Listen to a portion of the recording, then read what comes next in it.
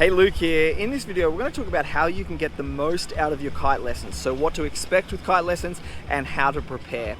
So if you're brand new to kiting, whether or not you want to really get into the sport and you know this is the sport for you, or you just want to try it out, regardless, you need to go through a learning process, actually learn how to fly the kite, then learn how to take that onto the water. That's maybe, unlike paragliding or skydiving or something where you can go and experience it as a tandem. With kitesurfing, you really have to go through the learning process and understand there is a learning process in order to start kiting. So like I said, in this video, we'll go through what you can expect in your lessons, a bit of a lesson plan layout, and also how to prepare yourself to maybe make it easier for you to learn how to kite, and some other tips. So let's get into it.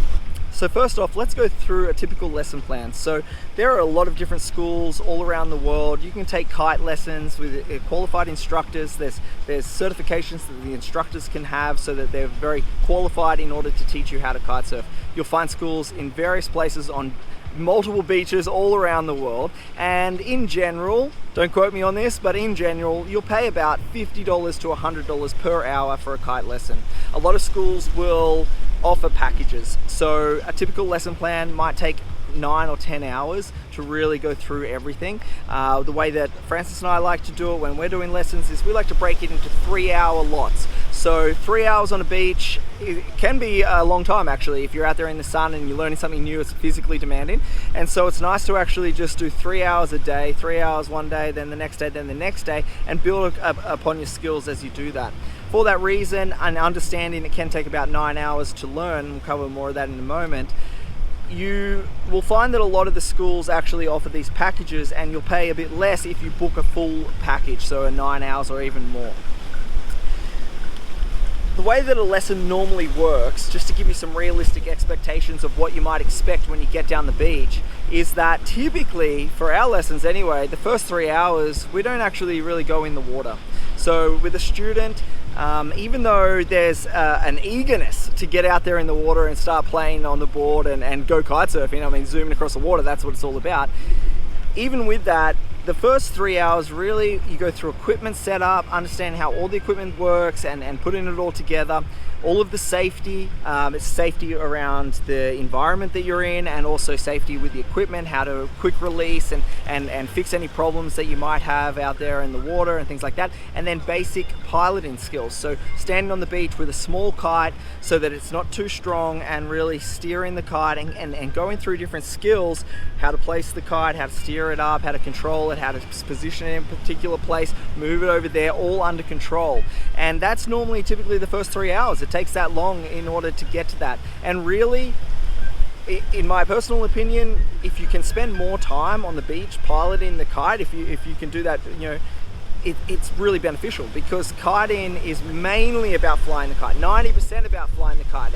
And sometimes people think that, oh, it's all about the board or the water sport, but mainly it's about flying the kite. And so the better you are at that, the easier everything else is going to be. That said, of course, the students, they want to get out there. So it's good to be progressing through the steps, and as you progress, then you move on to the next one. So in the lesson number 2, which is the next 3 hours, at that point, you might be body dragging. So body dragging is when you go out into the water without the board. You body drag around. This is a skill that becomes very useful when, for instance, you fall off and you lose your board and you have to go back and get it. So the body dragging is an important skill, but it's also a really fun part of lessons where you get to more freedom with the kite. You get to throw the kite around and be more playful with it and experience the power that it can drive. So really throw the kite down, and it's a good, it removes a lot of the fear, the unknowns of kiting. And when you're on the beach, you might be flying the kite very gently, making sure you don't, of course, fall onto the beach. But when you're in the water, you can throw the kite down a little more and feel that burst of power and how that works. And so that's a really big step as well for a student. Then, lesson number 3, that's when you might be starting to get the board, dragging, doing different skills with the board, but then trying to actually ride with the board. And depending on maybe some other skills that you might have brought to kite surfing, so some other skills that might relate a little bit, will depend how quickly that happens for you. And it can vary a lot. 9 hours is just a guide that, it really doesn't mean anything. It all depends on, like I said, other skills that you might have brought. It might take 6 hours, it might take 20 hours, and it really can vary. So that's what a typical lesson plan looks like. Now let me tell you a little bit more about how you can prepare for that and try and make that as easy as possible, because a good instructor will only let you progress to the next step once you show competence in this previous step. So if you can't control the kite, for instance, then you're not going out there on the water trying to ride on the board. You need to go through those steps. So how you prepare for that, you can do a lot right now, really, so that you are prepared. So when you get down on the beach with the lessons, you're moving quickly through all of those steps, you're getting on the water faster. Okay, so how do you prepare for your kite lessons? I think the very first thing you can do is exactly what you're doing right now. Get on YouTube, look for free videos and all information that you can about the sport and how it works. The more you know, the more you understand, particularly simple videos like equipment setup and things like that is really going to help when you get down the beach and you look at what the instructor's showing you and you think, oh, I already understand this. I saw it in a video. Now, of course, on YouTube, you never really know who's making the video, how credible they are, but it's a great resource and it's free, and exactly like right now, you're watching this video to give you some tips about doing lessons. If you're the kind of person that really likes to get a deeper understanding, you can always check out our course as well. We have a course at flukeskitesurfing.com.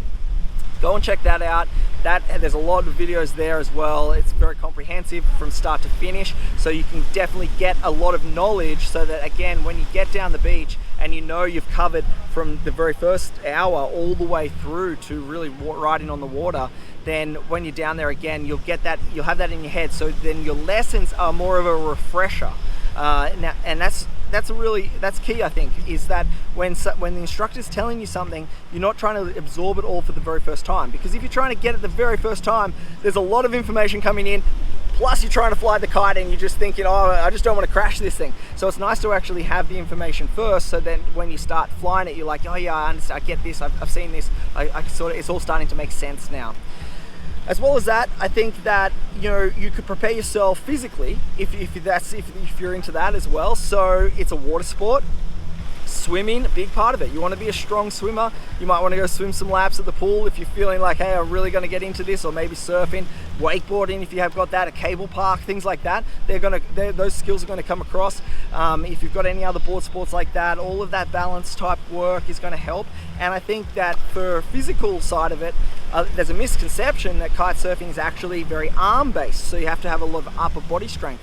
Now, while of course you do have to steer the kite with the arm, what's really happening is all of the power of the kite is being pulled through your harness, and that is where a lot of the strength is. So if you want to get physically prepared, you might want to do some sit-ups or core work and strengthen up that core. That's going to make it a lot less tiring, particularly in the early stages of kiting when you're using your body a lot. If you've done any other sport, you'll know when you're first learning that you're tense and it's a lot harder work on the body, but as you get better and better at it, it becomes easier because you relax into it a lot more. It's the same with kiting, so you're going to be using your body a lot, so you could definitely prepare by just doing some gentle exercises or some really good exercises. Focus on the core, do some swimming so you're really comfortable in the water, and that might help. So anyway, I hope there's some tips there for you to go and get prepared for your lessons. It's a lot of fun. Kite surfing is taking us all around the world. We absolutely love it. I'm sure you will as well. There's all these different disciplines, jumping and twin tips and strapless and wave riding and foiling, and so it really can take you wherever you want. You can go on holidays, you can do it at home.